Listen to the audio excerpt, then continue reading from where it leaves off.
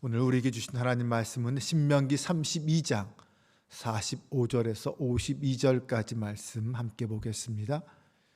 신명기 32장 45절로 52절 말씀입니다.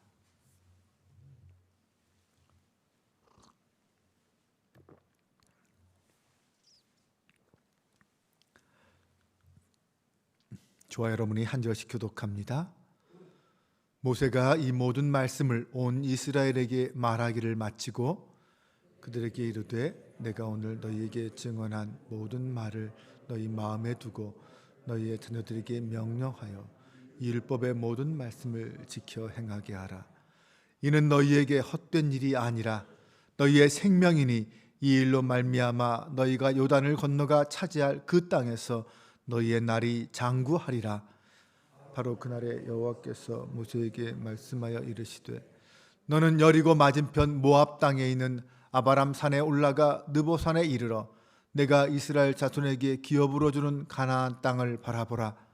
내 형 아론은 호르산에서 죽어 그의 조상에게로 돌아간 것 같이 너도 올라가는 이 산에서 죽어 내 조상에게로 돌아가리니 이는 너희가 신 광야 가데스의 무리바 물가에서 이스라엘 자손 중 내게 범죄하여 내 거룩함을 이스라엘 자손 중에서 나타내지 아니한 까닭이라.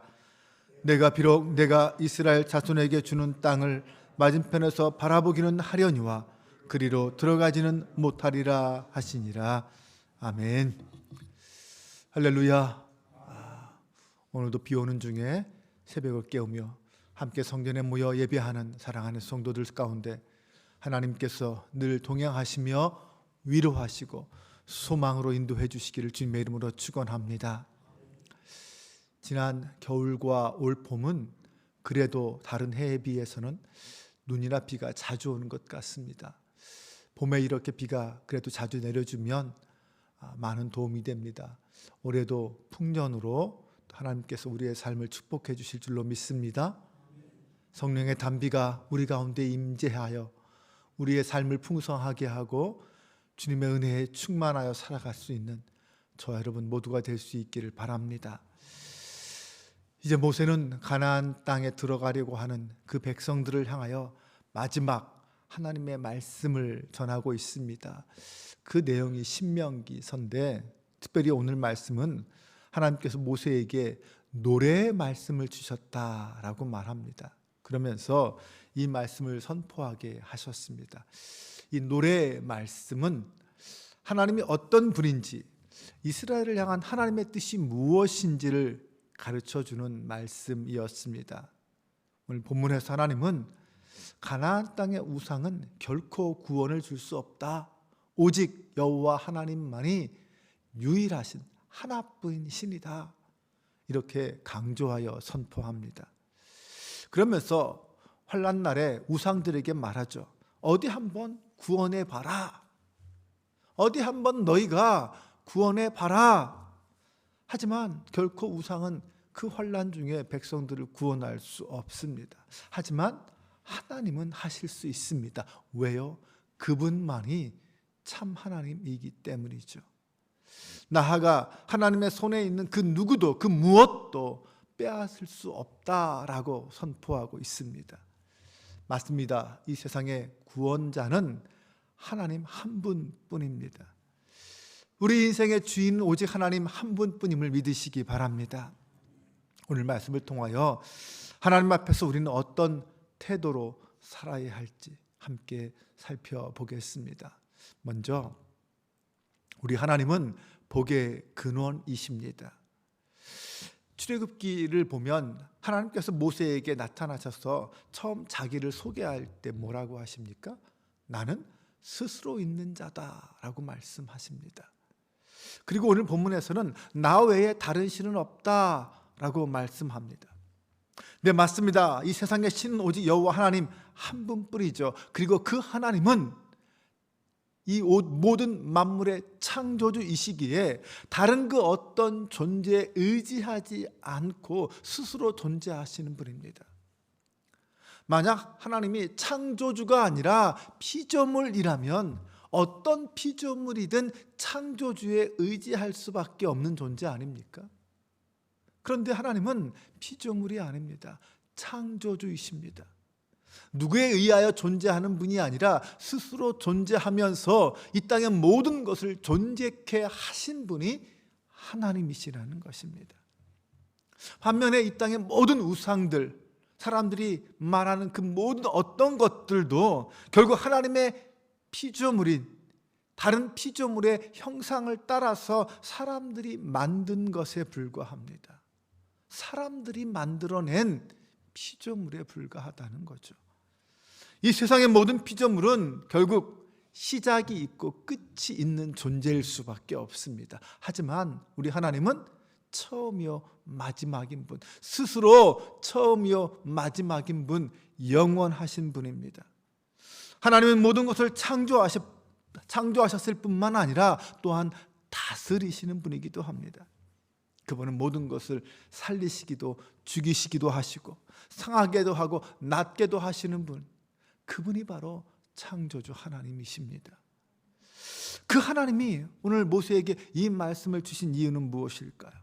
그것은 이스라엘 백성에게 정말 너희가 의지해야 할 분이 누군가, 가나안 땅에 들어가서 정말 섬겨야 할 대상이 누군가, 가나안에 수많은 우상들이 있지만 오직 여호와 하나님만이 참신이다, 그분만이 구원자다, 그분만이 너희에게 복을 줄 수 있다. 그러니 다른 데 한눈 팔지 말고 오직 하나님만 믿고 하나님께 복을 구하라, 이 말씀을 하고 싶은 것입니다. 43절의 말씀에 보면 하나님은 당신의 백성들에게 복수를 해주시겠다라고 말합니다. 그들이 고난당하여 힘들고 이방 나라에 침탈을 당했을 때 그 모든 복수를 해주실 분, 그들을 구해주실 분은 하나님밖에 없다는 것입니다.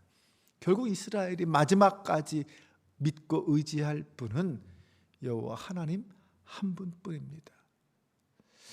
당시 이스라엘이 가나안 땅에 들어가서 가나안의 우상을 섬겼던 것처럼 어떻습니까?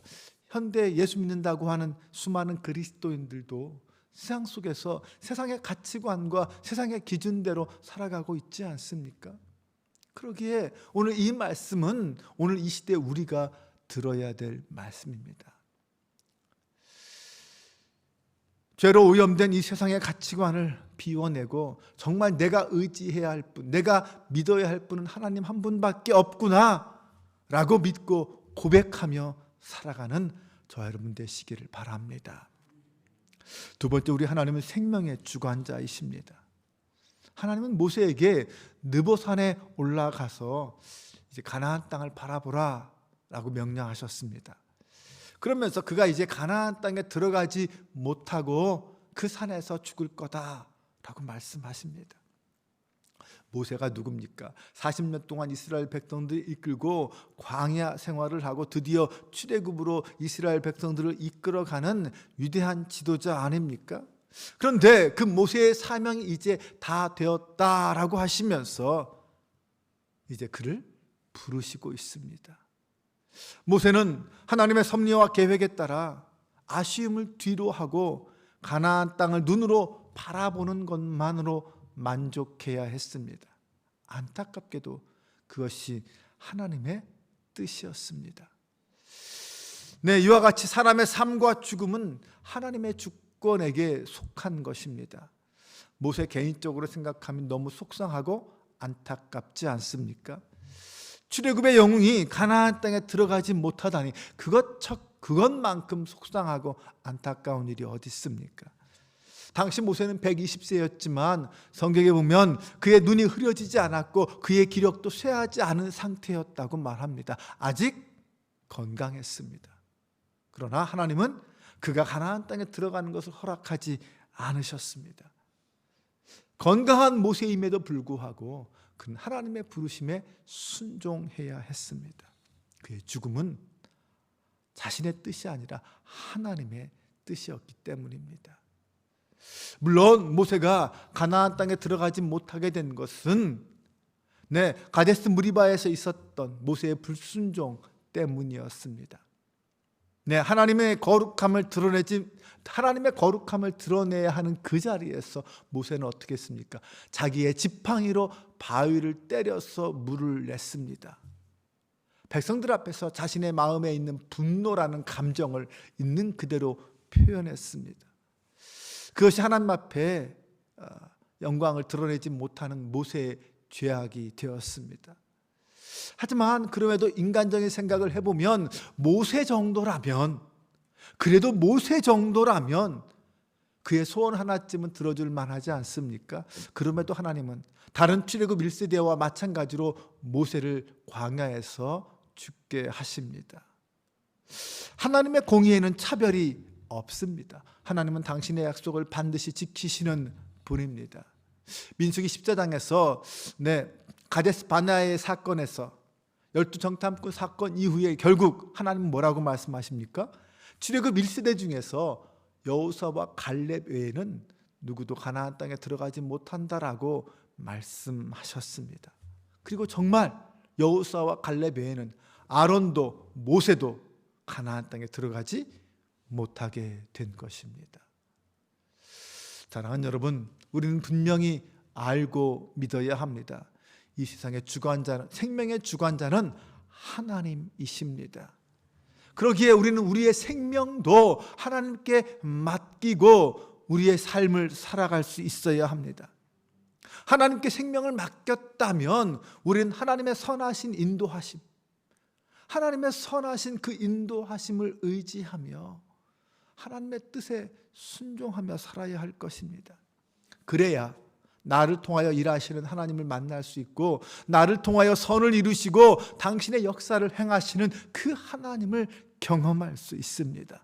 나아가서 나의 삶을 통하여 하나님이 기뻐하시고 하나님께 영광이 되는 아름다운 열매도 맺어드릴 수가 있습니다. 오늘도 생명의 주관자이신 하나님께 나의 하루를 맡기고, 내 삶을, 내 인생을 맡기며 살아갈 수 있는 저와 여러분 되시기를 바랍니다. 마지막으로 성도는 하나님의 주권을 인정하는 삶을 살아야 합니다. 성도는 하나님만이 모든 것의 주인 되신다는 그 겸손함으로 살아야 합니다. 살고 죽는 것뿐만 아니라 내 일상 속에서의 모든 것도 하나님의 섭리 가운데 있습니다 라고 믿어야 합니다. 마태복음 10장 29절에서 예수님께서 말씀하십니다. 참새 2마리가 한 아사리온에 팔리는 것이 아니냐. 그러나 너희 아버지께서 허락하지 아니하시면 그 하나라도 땅에 떨어지지 아니하리라. 이 말씀이 뜻하는 것은 무엇입니까? 이 세상에 우연이란 없다라는 거예요. 모든 것 하나, 작은 것 하나도 하나님의 섭리와 계획 가운데 역사하고 있는 것이라는 말입니다. 하나님은 인간의 의지와 인간의 행동을 통하여 당신의 역사와 섭리를 이루시는 분입니다. 그러므로 성도는 그 모든 일을 계획하고 실행하기에 앞서 먼저 해야 할 것이 무엇입니까? 하나님의 뜻을 구하는 것입니까? 하나님의 뜻은 어디에 있습니까? 하나님은 무엇을 원하십니까? 하나님은 제가 어떻게 행하기를 원하십니까? 하나님의 뜻을 구해야 합니다. 그리고 나서 어떤 일이든 시작해야 하는 거죠. 하나님은 겸손히 하나님께 구하는 자에게 복을 주시고 형통하게 하시는 분입니다. 내 인생을 내 것이라고 생각하고 자기 마음대로 살아가는 사람은 결국 하나님 앞에 교만한 자요 넘어질 수밖에 없는 자입니다. 하나님의 주권을 인정하고 겸손하게 행하며 하나님이 내려주시는 은혜와 평강을 사모하며 살아가는 저와 여러분 되시기를 바랍니다. 사랑하는 여러분, 만물이 주님께로부터 나오고 주님께로 말미암고 주님께로 돌아간다라는 이 귀한 진리를 결코 잊지 마시기 바랍니다. 우리 모두 인생의 삶은, 우리의 모든 인생의 삶의 주인은 여호와 하나님 한 분뿐입니다. 그 하나님의 주권을 인정하고 하나님께 묻고 그 하나님의 뜻에 순종하며 살아가시기 바랍니다. 그러면 하나님이 우리 가운데 역사하시고 내려주시는 그 은혜로운 복, 그 복을 누리며 살아가게 될 것입니다. 오늘도 내 삶 속에서 역사하시는 하나님을 만나고 그 하나님의 은혜를 누리며 복된 인생으로 살아가는 저와 여러분 되시기를 주님의 이름으로 축원합니다. 기도하겠습니다. 하나님, 이 땅의 모든 것을 지으시고 다스리시며 주관하시는 우리 주 하나님을 찬양합니다. 우리의 믿음이 하나님의 주권을 인정하는 믿음이 되게 하여 주옵소서. 세상의 미혹에 유혹에 흔들리지 않고 오직 하나님만이 생명의 주관자임을 믿고 하나님께 순종하는 저희가 되게 하옵소서. 지금 세상은 인생의 주인이 자기 자신이라고 주장합니다. 그래서 자기 마음대로 자기의 행복과 만족을 위하여 살아가야 한다라고 말합니다. 그러나 우리 성도는 우리 인생의 주인은 하나님이시며 하나님의 기쁨과 하나님의 영광을 위하여 살아야 한다라고 주장합니다. 하나님의 뜻을 따라 순종하며 그 믿음의 길에 서 있는 저희가 되게 하옵소서. 언제나 당신의 섭리 가운데 합력하여 선을 이루시는 하나님의 뜻을 따라 순종하며 담대하게 믿음으로 살아가는 저희 모두가 되게 하옵소서. 오늘도 주님의 품 안에서 주님과 함께 복된 삶을 살게 하여 주옵소서. 우리 주 예수 그리스도의 이름으로 기도합니다. 아멘.